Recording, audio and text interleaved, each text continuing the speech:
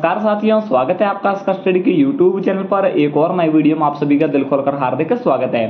इस वीडियो में अपन जानेंगे, काफी सारे स्टूडेंट्स कमेंट्स कर रहे थे कि सर आरआरबी एनटीपीसी की लास्ट के दिनों में प्रिपरेशन कैसे करें। तो लास्ट के कितने दिन बचते हैं, इस चीज को जानने के लिए सबसे पहले अपने को जानना होगा कि हमारी एग्जाम डेट है वो एक्सेप्टेड कब तक, यानी कि एग्जाम कंडक्ट करवाने हो सकते हैं, यानी कि कुल मिला के अपन देखेंगे कि हमारे एग्जाम कब तक हो सकते हैं। फिर उस चीज को देखेंगे कि हमारे एग्जाम में कितने दिन पीछे बचते हैं, चाहे एक मंथ बचे या फिर 40 डेज बचे या फिर 45 डेज बचे। फिर उन दिनों की क्या रणनीति तय करनी है, उन दिनों में कैसे मॉक टेस्ट अटेम्प्ट करना है, यानी कि कैसे मॉक टेस्ट को देना है, कैसे मॉक टेस्ट को एनालिसिस करना है, कौन से टॉपिक्स है जो इंपोर्टेंट है, जैसे कि मैथ में एलसीएम एचसीएफ हो गया जिनसे 4 या 5 क्वेश्चन इंक्रीज होते हैं, यानी कि ऐसे टॉपिक्स जिनसे बहुत ज्यादा क्वेश्चन इंक्रीज होते हैं, जिनसे हर पेपर में हर टॉपिक ऐसा टॉपिक्स जिनसे 4 या 5 क्वेश्चन इंक्रीज होते हैं, जिनसे ज्यादा नंबर अपन गेन कर पाते हैं, उन टॉपिक्स को लास्ट के दिनों में कैसे रिवाइज करना है या फिर लास्ट के दिनों में प्रीवियस ईयर क्वेश्चंस को कैसे साथ में लेके चलना है, यानी कि सभी मुद्दों पर अपन चर्चा करेंगे। सबसे पहले लास्ट के कितने दिन एग्जाम में बचते हैं, इस चीज को जानने से पहले अपने को जानना होगा एग्जाम डेट कब है, यानी कि एग्जाम कब तक हो सकते हैं। सभी की चर्चा इस छोटे से वीडियो में करेंगे दोस्तों। चलिए दोस्तों, वीडियो की शुरुआत कर देते हैं। शुरुआत करने से पहले छोटी सी रिक्वेस्ट है कि चैनल पर नए हो तो चैनल को सब्सक्राइब जरूर कीजिएगा और बेल आइकन को प्रेस जरूर कीजिएगा, क्योंकि मैं खुद रेलवे में हूं, इसलिए आप किसी भी रेलवे वैकेंसी की तैयारी कर रहे हो, चाहे JE technician, ALP, assistant loco pilot, वो एएलपी हो गया, अपना जो ग्रुप डी है, एनटीपीसी है, यानी कि किसी भी रेलवे वैकेंसी की आप प्रिपरेशन कर रहे हो, उससे संबंधित मैं वीडियोस इस चैनल पर डालते रहता हूं। और आपका कोई भी डाउट होता है तो आप कमेंट सेक्शन में बता दीजिए, मैं डाउट का भी जवाब देता रहता हूं। चलिए दोस्तों, आज के इस वीडियो के अपने मोस्टली क्वेश्चंस रहेंगे।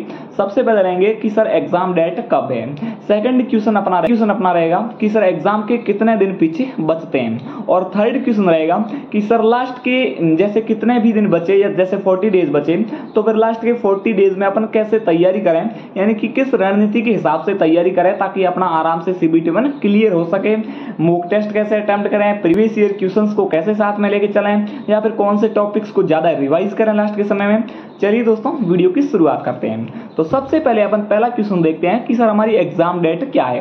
तो एग्जाम डेट मैंने हाल ही में पिछला वीडियो भी बनाया था, उसमें मैंने पूरी एग्जाम डेट पर ही बातचीत की है, लेकिन मैं आपको दोबारा से बता देता हूं कि अपने 1 जून तक जो आरआरबी द्वारा रीओपन पोर्टल किया गया है, जो कि अपने बिहार स्टेट के लिए स्पेशली काफी सारे स्टूडेंट्स हैं जिनको पहले SC ST के कास्ट सर्टिफिकेट अपलोड करना है। फॉर्म में फिलअप था कि आप SC ST से बिलोंग करते हो तो आप अपने सर्टिफिकेट अपलोड कीजिए। उस हिसाब से स्टूडेंट ने गलतफहमी में आके वो सारे सर्टिफिकेट जो अपलोड कर दिए गए थे, लेकिन अब नोटिस में आ गया है वापस से आरआरबी द्वारा ऑफिशियल वेबसाइट पर नोटिस अपडेट किया गया है कि जो कुछ 5-6 तांती ऐसी कुछ मतलब स्पेशली 5-6 कास्ट हैं जिनको कहा गया है कि आप ओबीसी नॉन क्रिमिनल के अंतर्गत आते हैं और आप अपने caste certificate OBC non criminal के सही से वापस अपलोड करने का आपको मौका दिया जाता है, और जिसकी लास्ट डेट 1 जून तक रखी गई है।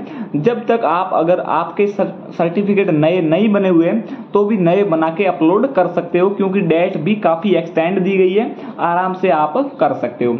कुल मिला के उनको मौका दिया गया है, और ये चीज है कि बिहार स्टेट के लिए स्पेशली है, ना कि ऑल स्टेट के लिए है। मिला के अपन ये मान सकते हैं कि 1 जून अपनी फॉर्म रीओपन की लास्ट डेट है, तो उसके बाद में जो अपने कास्ट सर्टिफिकेट न्यू अपलोड हुए हैं उन सारे फॉर्म को चेकअप किया जाएगा कि कौन से फॉर्म सही है और कौन से फॉर्म रॉन्ग है।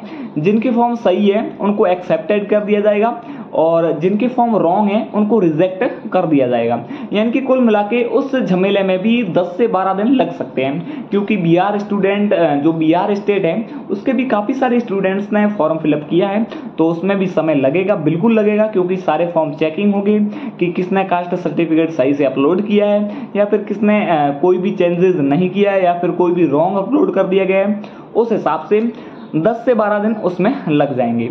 मैं तो मान के चलता हूं कि अपना मिडेस्ट जून है उसमें एग्जाम आपके स्टार्ट हो जाएंगे, लेकिन मिडेस्ट जून अगर अपन नहीं माने तो जून के लास्ट वीक में तो 101% अपने एग्जाम कंडक्ट करवाना शुरू हो जाएंगे, क्योंकि उसके बाद एएलपी की न्यू वैकेंसी आ गई है। एएलपी का एग्जाम शेड्यूल नवंबर में दिया गया है, उससे पहले रेलवे ग्रुप डी के भी एग्जाम अपने को कंडक्ट करवाने हैं। तो उस हिसाब से अपन जून के लास्ट वीक में अगर एग्ज़ाम लेके चलते हैं तो अपने एग्ज़ाम के बचते हैं मोस्टली, आज हुई है 8 मई 2025 अपने 22 दिन ये लेके चलते हैं। 22 के बाद अपन 20 दिन वो वाले लेके चलते हैं। टोटल कुल मिला के 42 दिन यानी कि 42 डेज अपन मान के चलते हैं, 40 डेज यानी कि लास्ट के 40 दिन मान के चलते हैं। तो सबसे पहला क्वेश्चन अपना सॉल्व हो गया कि सर एग्जाम डेट कब है। एक्सेप्टेड मैंने बताया है कि एग्जाम डेट अपनी है वो अपने जून के लास्ट वीक में अपन 101% हो जाएगी। हो सकता है जून के मिडेस्ट वीक में भी एग्जाम शुरू हो सकते हैं, लेकिन जून के लास्ट वीक से डिले नहीं हो सकते हैं। सेकंड क्वेश्चन अपना था कि सर लास्ट के कितने दिन बचते हैं, तो अपन ने एनालिसिस करके निकाल दिया है कि लास्ट के अपने पास एग्जाम के 40 डेज बचते हैं। अब अपन थर्ड क्वेश्चन इंक्रीज करते हैं जो काफ़ी सारे स्टूडेंट पूछ रहे थे, और मेन वीडियो ये इसी क्वेश्चंस पर है कि सर 40 डेज में अपन कैसे प्रिपरेशन करें, कैसे मॉक टेस्ट दें, कौन से टॉपिक्स को ज़्यादा रिवाइज करें या फिर PYQ को कैसे लेके चलें। तो आप सभी को पता है अपना सिलेबस है, मैथ है, रीजनिंग है और GK GS, ये तीन ही चीज़ें हैं। सबसे पहले अपन लेके चलते हैं मैथ और रीजनिंग को। मैथ और रीजनिंग आपको रिवाइज करनी है मॉक टेस्ट के अनुसार, यानी कि डेली आपको मॉक टेस्ट देना अनिवार्य है। एक चीज़ मैथ और रीजनिंग के लिए मैंने बता दी, मॉक टेस्ट आपको देना अनिवार्य है। मॉक टेस्ट ये आपको पता चल जाएगा कि जैसे कि मैथ में आपको टाइम मैनेजमेंट का पता चल जाएगा, या फिर मैथ के सारे टॉपिक से रिवाइज हो जाएंगे। जैसे कि आपके प्रॉफिट एंड लॉस का टॉपिक हो गया, उससे कोई टाइप का क्वेश्चन आपसे नहीं हो रहा है मॉक टेस्ट में, तो फिर वो आपका रिवाइज हो रहा है। जब टेस्ट आप एनालिसिस करोगे तो उस क्वेश्चन को आप दोबारा से देखो, वापस से थ्योरी में जाओ, तो फिर वो क्वेश्चन आपका रॉन्ग होने के चांसेस बनते भी नहीं है, क्योंकि वो ऑलरेडी आपके मॉक टेस्ट में रॉन्ग होया हुआ क्वेश्चन है, तो आप उसको कभी वापस भूलोगे नहीं।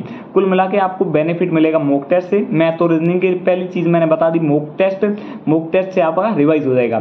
सेकंड चीज है प्रीवियस ईयर के क्वेश्चंस, यानी कि प्रीवियस ईयर के डेली आपको एक पेपर जो प्रीवियस ईयर में पूछा गया है उनको सॉल्व करना है।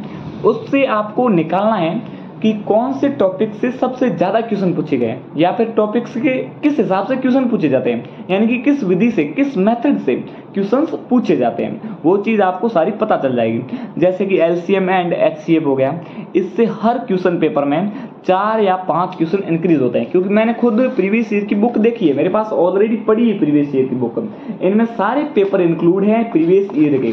तो उस हिसाब से मैं सारी चीज को एनालिसिस करके फिर वीडियोज बनाता हूँ। तो जैसे LCM SCF के 4 या 5 क्वेश्चन हर पेपर में इंक्रीज होते हैं, जैसे एरिया के 4 या 5 क्वेश्चन हर पेपर में इंक्रीज होते हैं। तो कुछ ऐसे टॉपिक्स जिनको चुनिए, आप खुद चुनिए, कोई चुन के देने वाला नहीं है, कोई भी सर नहीं बताएगा कि इन टॉपिक्स को आप देखिए, आप खुद को मेहनत करनी पड़ेगी खुद को कुछ पाने के लिए। तो इन टॉपिक्स को आप चुनिए और लास्ट के दिनों में इन पर ज़्यादा ध्यान दीजिए, क्योंकि नंबर ऑफ क्वेश्चंस और नंबर इनसे ज़्यादा है, यानी कि वेटेज इनका ज़्यादा है, तो इन पर ज़्यादा ध्यान दीजिए ताकि अपने CBT 1 में नंबर ज़्यादा गेन कर पाएँ। तो उस हिसाब से तो मैंने मैथ और रीजनिंग की सारी चीज़ें आपको बता दी है। सबसे पहले मॉक टेस्ट पर आपको बिल्कुल ध्यान देना है। अगर आपसे रीजनिंग अकेले बैठकर नहीं पढ़ी जाती है तो यूट्यूब पर बहुत सारी क्लासेज हैं, डेली एक क्लासेज को लीजिए, जिससे आपका माइंड भी चलना शुरू हो जाएगा और आपके रीजनिंग के हर टाइप के क्वेश्चन आप अगर सॉल्व करोगे। रीजनिंग प्रैक्टिस का ही खेल है, क्योंकि रीजनिंग अकेले बैठ के पढ़ नहीं सकते। मैं भी अकेले बैठ के रीजनिंग को पढ़ा नहीं था, काफ़ी सारी यूट्यूब पर क्लासें देखी थी, क्योंकि आपकी मैथ थोड़ी बहुत अच्छी है तो फिर रीजनिंग अपने आप अच्छी हो जाती है, उसमें कोई इश्यू नहीं होता है। तो सबसे पहले मैंने आपको मैथ और रीजनिंग का शेड्यूल बता दिया है, मॉक टेस्ट, उसके बाद प्रीवियस ईयर के क्वेश्चंस, किस हिसाब से प्रीवियस ईयर के क्वेश्चंस को देखना है। अब अपन बात करते हैं GK GS की स्ट्रेटेजी के बारे में, GK GS को कैसे प्रिपेयर करना है लास्ट के 40 डेज में, क्योंकि वीडियो फिर लंबा नहीं हो, इस हिसाब से मैं जल्दी उस वीडियो को पूरा कर देता हूँ और आपको चीज़ भी समझ में आए उस हिसाब से बता देता हूँ। तो GK GS में आप नंबर ऑफ वेटेज देखिए कि आप करंट अफेयर्स, स्टैटिक GK और जो अपना साइंस है इसको एक तरफ लेके चलिए, और दूसरी चीज़ जो अपनी हिस्ट्री, ज्योग्राफी, इकोनॉमिक्स और पॉलिटी वाला पोर्शन बहुत सारा, उसको एक तरफ लेके चलिए। इन दोनों का वेटेज लगभग बराबर है, यानी कि नंबर ऑफ क्वेश्चंस लगभग बराबर ही है, इनमें कोई भी एक भी क्वेश्चन इधर उधर नहीं होते। जितने क्वेश्चन इस पोर्शन के हैं उतने ही इस पोर्शन के हैं। तो आपको सबसे पहले प्रायोरिटी देनी होगी साइंस को, उसके बाद करंट अफेयर्स को, और उसके बाद देनी है स्टैटिक GK को, क्योंकि बाकी वाले पोर्शन में आप अगर घुसोगे तो फिर वो बहुत बड़ा सिलेबस है, बल्कि ये सिलेबस लिमिटेड है, तो बड़े सिलेबस को आप लास्ट के दिनों में कवर नहीं कर पाओगे। आप जितना ज़्यादा रिवाइज पर इन सिलेबस पर ध्यान दोगे उतना ज़्यादा आपके जीके में नंबर गेन कर पाने के चांसेस बढ़ेंगे, क्योंकि जैसे साइंस है तो लिमिटेड है, या फिर करंट अफेयर्स है तो फिर एग्जाम से 7 या 8 मंथ पहले की करंट अफेयर्स पढ़नी है, ना कि 1 ईयर या फिर 2 ईयर की करंट अफेयर्स पढ़नी है। और स्टैटिक जीके जिनमें फिक्स चीजें हैं, ये चीज लिमिटेड है, बल्कि ये दूसरा वाला पोर्शन ये लिमिटेड नहीं है। वैरायटी आपको इस मेथड को देनी है। उसके बाद आपके पास समय बचता है तो कुछ मोस्ट चीजें निकाल लीजिए, जैसे कि इकोनॉमिक्स में हो गया पंचवर्षीय योजनाएं हो गई, या फिर अपने जियोग्राफी में हो गया जो नदियाँ रिवर्स वगैरह होगी, रिवर्स सहायक नदियाँ ज़्यादा पूछी जाती है, अब पैटर्न नया चल रहा है। या फिर अपनी पॉलिटी में हो गया अपना जो सारा राज्य के निर्माण की विधि है, या फिर संविधान के अनुच्छेद हैं, अनुसूचियां हैं, संविधान के भाग हैं, उन सारे टॉपिक्स जो जिनसे हर बार क्वेश्चन पूछा जाता है। इसीलिए तो मैं बोल रहा हूँ कि प्रीवियस ईयर की क्वेश्चन को आप साथ में रखिए, इससे आपको पता चल जाएगा कि कौन से टॉपिक से क्वेश्चन इंक्रीज होते हैं, संविधान के भाग से आ रहे हैं या फिर संविधान की अनुसूचियां पूछी जाती है। आप कोई फालतू की चीज तो नहीं पढ़ रहे हैं जिनसे क्वेश्चन इंक्रीज ही नहीं हो रहा है। इसीलिए फायदा है कि प्रीवियस ईयर की क्वेश्चन को साथ में लेके चलिए, जिससे आपको सारा पता चल जाएगा कि पेपर का पैटर्न कैसा आता है, और मॉक टेस्ट से आपको पता चल जाएगा कि टाइम मैनेजमेंट कैसे करना है और किस तरीके से पेपर को अटेंड करना है। उस हिसाब से दोस्तों मैंने हो सका उतना आपको बता दिया है। अगर इसके बावजूद भी आपका कोई भी डाउट बनता है तो आप कमेंट बॉक्स में जरूर बताएं। इसी के साथ वीडियो की समाप्ति करते हैं। जय हिंद, ओके, टाटा, बाय बाय दोस्तों।